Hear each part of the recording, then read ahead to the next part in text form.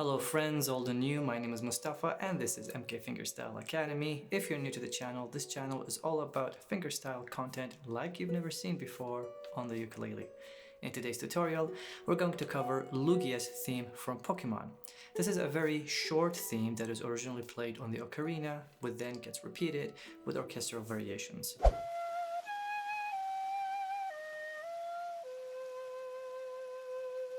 But we're doing something new here. We're playing it on a high G ukulele instead of my usual low G ukulele to give you high G fans something to work on when it comes to fingerstyle.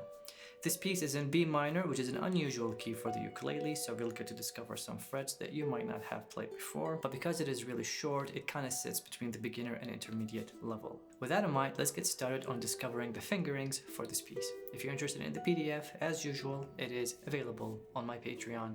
Thank you in advance for all of your support. So the piece starts in the 4th position. If you're not sure what the 4th position means, I cover all of that in my ukulele fingerstyle basics course, alongside all the terms and concepts that I will be discussing in this tutorial. So make sure to check it out so that you can learn fingerstyle and catch up with me in this tutorial. So we start on the 4th position with our first finger on the 4th fret, second finger on the 5th fret, 6th fret, and then 7th fret.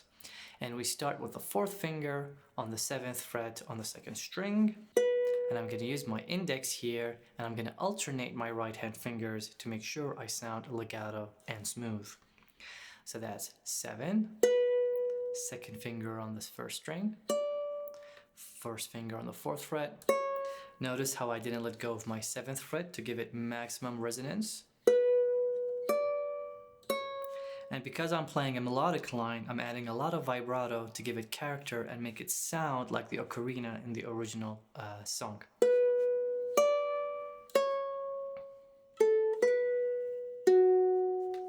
That 6th fret is with my 3rd finger, and notice how I held the 7th fret to add that chord resonance, and I am adding a lot of vibrato on the 6th and the 7th fret because I've just played that 7th fret. This is the sound that I'm interested in.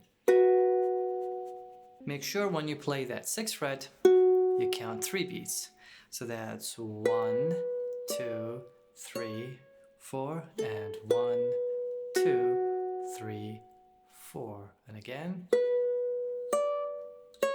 Now when you play that 6th fret in bar 3, you're going to have to use your 2nd finger because we're going to shift and need our 4th finger to play the 9th fret.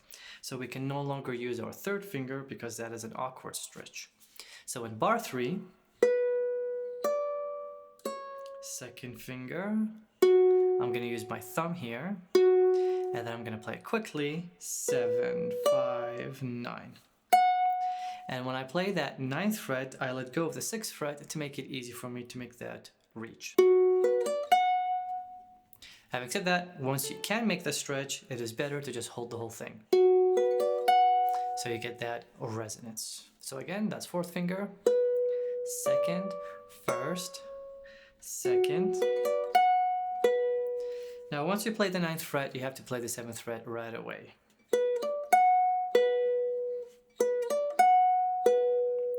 Tick-a-ta, 2, 3, 4, 1.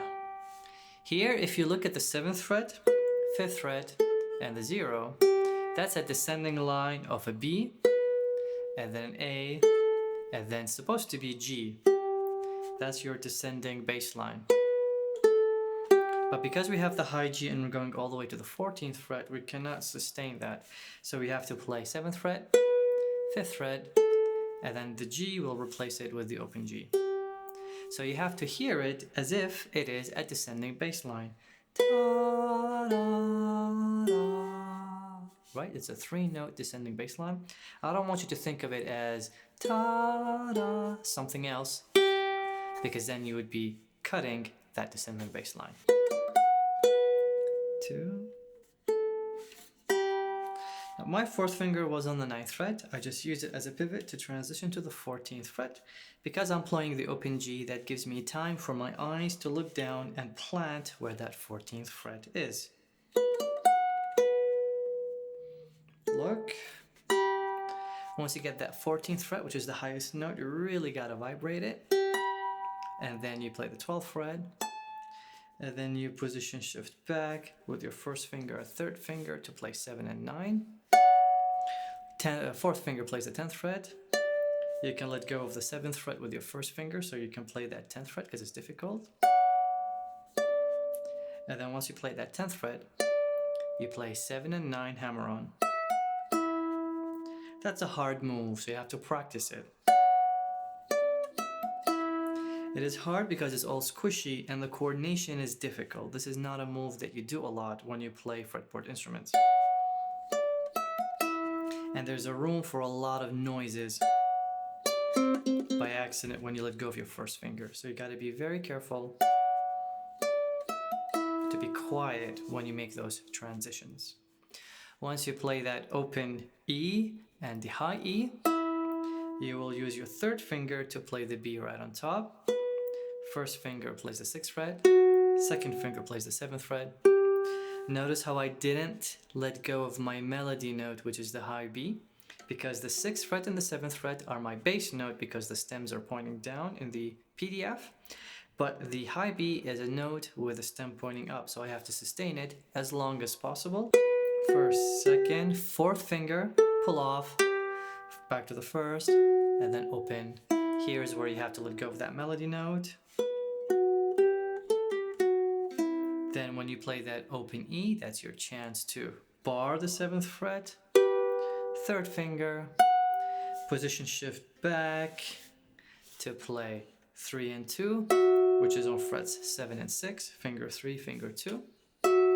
First finger plays the 5th fret, and you have to kind of make a jump to play the open E and C sharp. And once you play that, second finger pull off. Hard move, fourth finger, third finger plays the 7th and 6th frets. Second finger plays the 5th fret. And then you go 3 and 4 to play the 7th frets. And then 5th fret. And then slide to the 7th fret. So the move is bar, third, position shift, first finger, jump, pull off,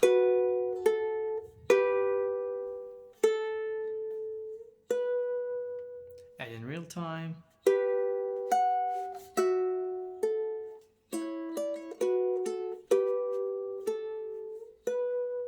but in your case you should be practicing it slow.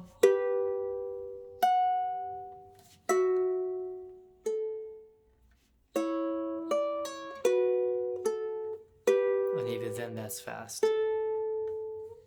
But for the sake of the tutorial, I'm just speeding up a little bit, but you should go really slow. So that's it. These are the fingerings for Lugia's theme. It's very beautiful. It sounds really resonant on the high G, and that key of B minor makes it sound so sweet. So make sure you give it a shot. This is definitely in the grade 4, grade 5 territory, but if you're comfortable with the higher frets, then maybe you can see it as a grade 3 piece. As a result, I've made it available to all tiers on my Patreon. This is a short project that should take you a week or less to learn, and if you're a beginner, consider giving it 10 days or more. Again, my name is Mustafa. Make sure to subscribe to this channel for more tutorials and tabs such as these. I'll see you in the next video.